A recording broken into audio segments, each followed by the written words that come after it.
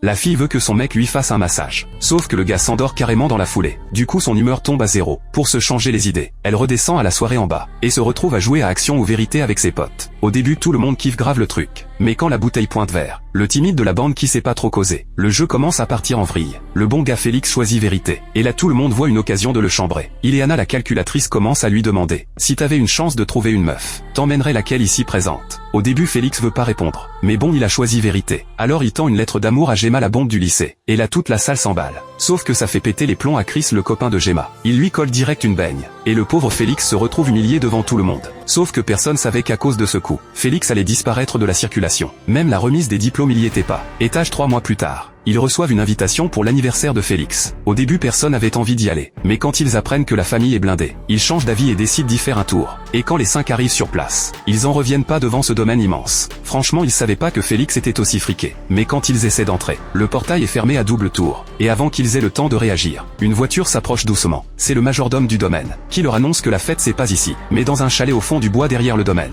Là ils trouvent ça un peu chelou. Mais bon ils sont déjà là alors personne pense à se barrer. Les 5 suivent les indications du majordome, et arrivent au chalet dans les bois. Mais la surprise, c'est pas Félix qui les accueille. C'est Justine le grand frère de Félix. Pour expliquer l'absence de Félix, Justine dit qu'il est parti en voyage, mais qu'il est déjà en route pour rentrer. Il les accueille et leur dit que le vin c'est à volonté. Eux ils sont aux anges, parce que c'était exactement pour ça qu'ils étaient venus, se taper du bon vin. La nuit tombe, mais Félix se pointe toujours pas. Pour tuer le temps, Ileana propose de rejouer à action ou vérité. La bouteille tombe sur Justine, et ce qu'il dit faillit les tuer de peur. He hung himself.